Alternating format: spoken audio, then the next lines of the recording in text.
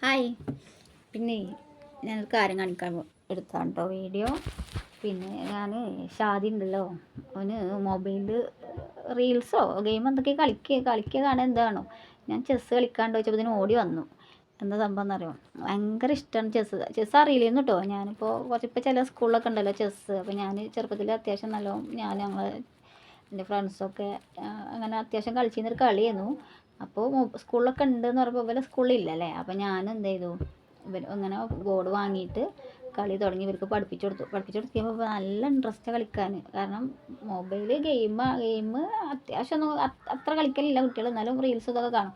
എന്താണെങ്കിലും ഇതിൻ്റെ മുമ്പിൽ ഒരു 2 മണിക്കൂർ വേണമെങ്കിലും നിന്ന് തരും. കാരണം ഒരു കളി എന്നെ അത്യാവശ്യം കഴിയണമെങ്കിൽ കുറേ ടൈം എടുക്കുമല്ലോ. ടൈം എടുത്തിട്ട് ഞാനൊക്കെ ജയിച്ചാൽ എന്നെ തോൽപ്പിക്കോളം അത്യാവശ്യം കളിക്കും. അപ്പോൾ എന്താണെന്നറിയോ, നമ്മൾ ഏത് ഗെയിമാണെങ്കിലും കുട്ടികളെ സംബന്ധിച്ച് അഡിക്റ്റ് ആവും കേട്ടോ.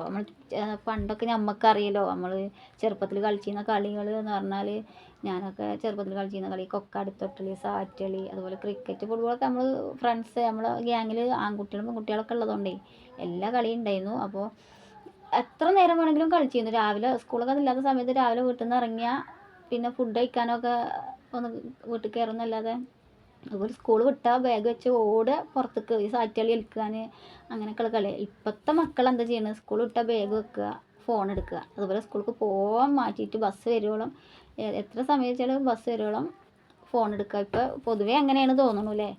അപ്പോൾ അതിൽ നിന്നൊക്കെ ഒരു മാറ്റം എന്ന് പറഞ്ഞാൽ, ഗെയിം അഡിക്ഷനിലൊക്കെ മാറ്റം എന്ന് പറഞ്ഞാൽ നമ്മളിങ്ങനെ വെറുതെ കുറേ കൗൺസിലിങ്ങിന് കാണിക്കുക, കുറേ ഇതായിട്ടൊന്നും കാര്യമില്ല. നമ്മൾ അതിനായിട്ട് ഇറങ്ങി തന്നെ വേണം. കാരണം ഇങ്ങനത്തെ ഗെയിം ഇതൊക്കെ പറഞ്ഞാൽ ബുദ്ധി വികസിക്കാനും നമ്മളെ ഒരു നല്ലൊരു ഗെയിമാണ് ചെസ്സ്, അതുപോലെ ലൂഡോ ബോർഡ്, അങ്ങനെയുള്ള കാര്യങ്ങളൊക്കെ.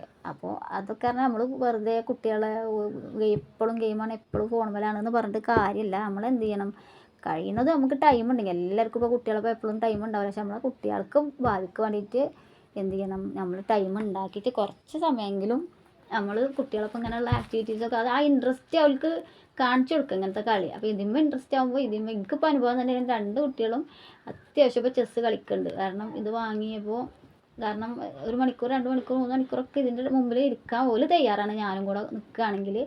അപ്പോൾ മൊബൈലിൻ്റെ അഡിക്ഷനൊക്കെ മാറ്റാൻ വേണ്ടിയിട്ട് നമ്മൾ ഇങ്ങനെയൊക്കെയുള്ള കാര്യങ്ങൾ ചെയ്ത് കൊടുക്കുക. എനിക്ക് കണ്ടിട്ടോ എൻ്റെ കുട്ടി അടിപൊളി മൂവ് ചെയ്യും. അതാണ് അടിപൊളി.